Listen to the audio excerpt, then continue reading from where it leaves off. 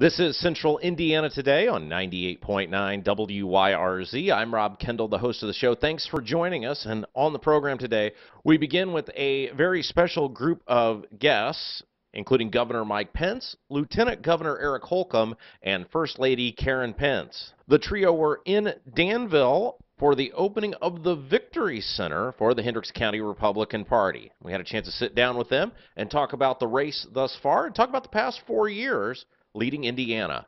Here's that conversation. Well, we have the privilege of speaking with Governor Mike Pence, the First Lady, Mrs. Karen Pence, and Lt Governor Eric Holcomb in Danville today for the opening of the Victory Center for the Hendricks County Republican Party. Mr. Governor, thanks for being with us. Hey, great to be here. Great to be at the Victory Center, and what an enthusiastic crowd. We kicked off in Speedway this morning. Our Start Your Engines tour will be ending tonight in LaPorte, Indiana, and for the next 4 days. We're going to actually have to stop a couple of times to cut some ribbons and break some ground on some good Hoosier jobs, but it's really exciting to see the enthusiasm. Now, this guy right here, Mr. Holcomb, he is like high energy all the time. Do you ever tell him, like, calm down, Eric? He's not a low energy guy. He's actually pretty hard to keep up with. Look, I want to say this from my heart, and we had an outstanding lieutenant governor elected with us. Sue Ellspermann is a dear friend and did a great job. I continue to be hopeful that she'll be leading the state's largest institution of higher education at Ivy Tech very soon.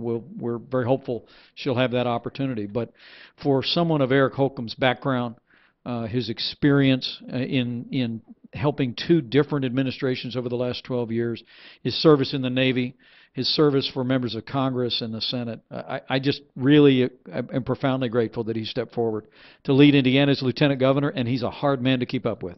Mr. Lieutenant Governor, you get the call from the man, and you had a career you were pursuing yourself. You were doing very well, running for United States Senate.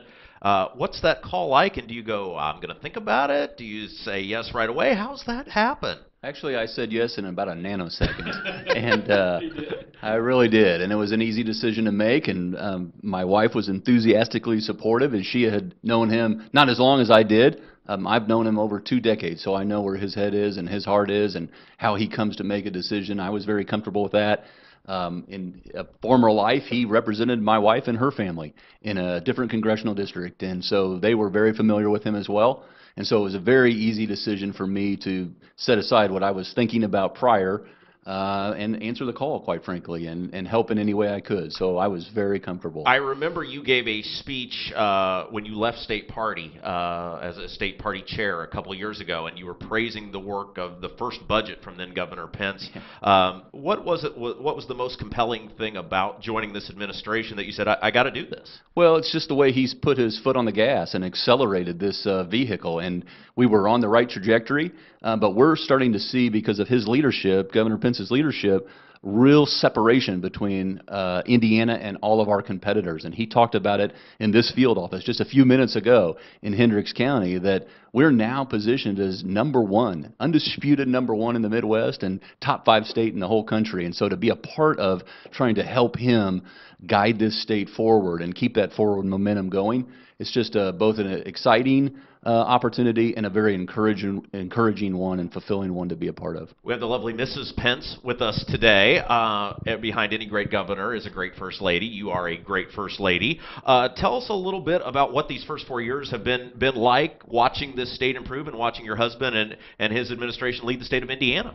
Well, you know, it's been a lot of fun. One of the biggest things we've done is start a charitable foundation, and we have given grant money to all 92 counties now, and are getting ready to have another grant ceremony in June. And it's been a way for us to kind of come alongside some of the smaller charities around the state that need help. But you know, it's been a lot of fun too, being the bicentennial ambassador. So this year is so exciting all across the state, and every county is doing some really amazing things. All right, so you guys are in Danville today for the opening of the Victory Center for the Republican Party here in Hendricks County. This is a very important county.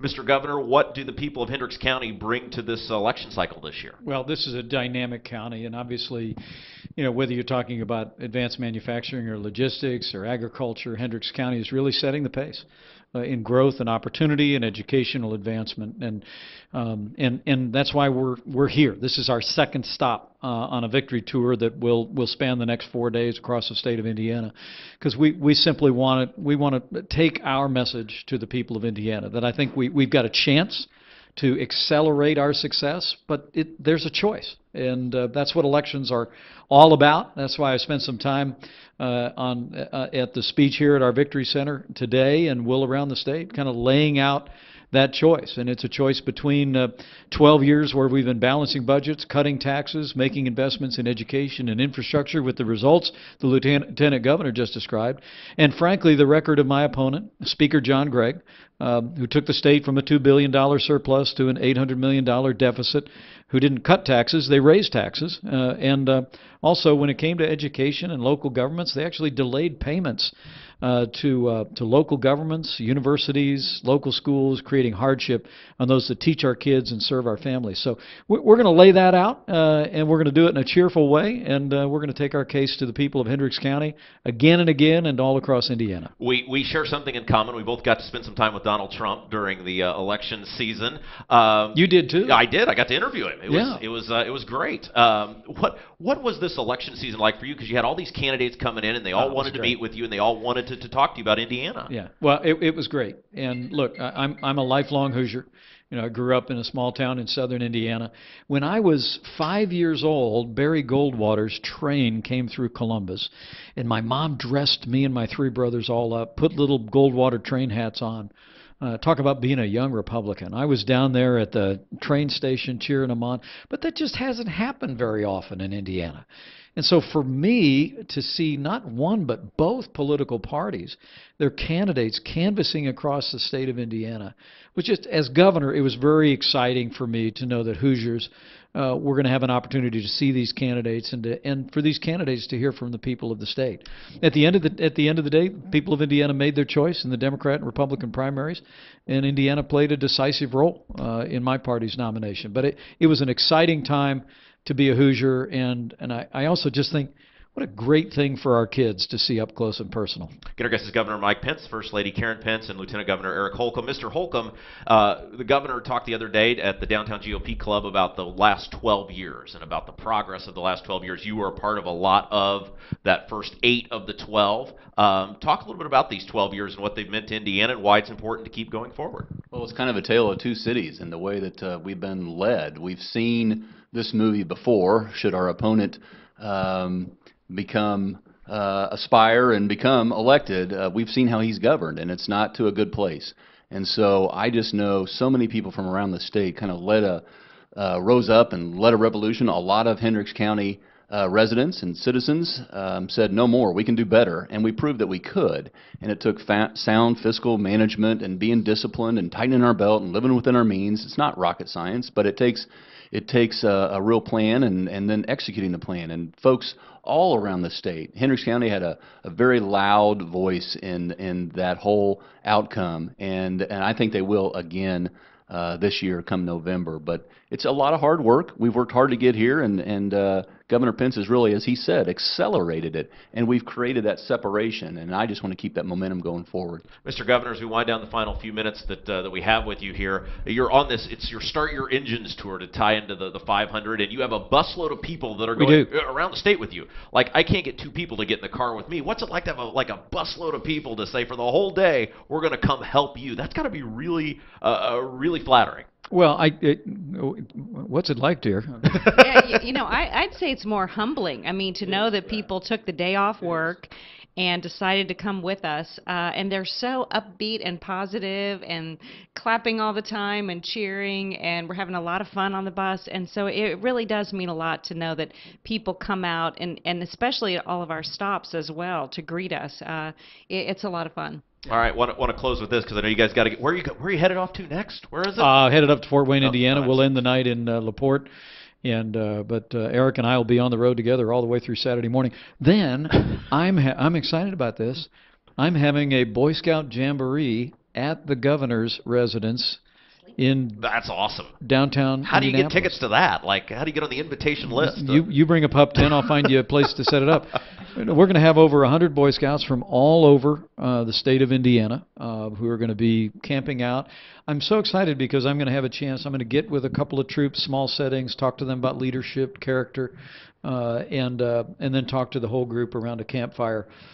But we've got 6 acres in the middle of our capital city, and I just thought, as we've got such a great Boy Scouts tradition in Indiana, I said, why don't we start that out this year? And so after we run through the tape all the way on Saturday, I'll be setting up a pup tent. And I told the kids I'd sleep outside with them, but Mrs. Pence said no. Mrs. Pence is a little skeptical about that. Well, I want to close with this. If you were to look back on these first 4 years, if you were to peg one accomplishment and say, look, this is what we did that I would say is the signature thing that Indiana accomplished, what would it be? I reaching a milestone about 9 months ago of record employment is very humbling for me. For us to come to our bicentennial year with more Hoosiers going to work than ever before in our state's history is a testament to the hardworking people of Indiana, to their character, their reputation, their commitment to excellence, their resilience. And it's as Karen said, it's a very humbling thing for me to be involved. I think it's not any one thing. I think first it's our people and their hard work, and business owners large and small have been risking capital and creating jobs. But the other part of it, I do believe, as Lt Governor Holcomb said, the last 12 years that have created one of the best environments to start a business, grow a business, or get a job. That's what convinces me our third century can be more prosperous than our first 2 combined. Well, I want to say thanks for taking the time to speak with us. Thanks for doing well, because it gives radio broadcasters all over the land hope, because you've done so well. So we have something to aim for. We might be able to be governor someday. I have no doubt. Governor Pence, Mrs. Pence, Lt Governor Holcomb, thank you so much for your time today, and best of luck on the campaign. Thank you.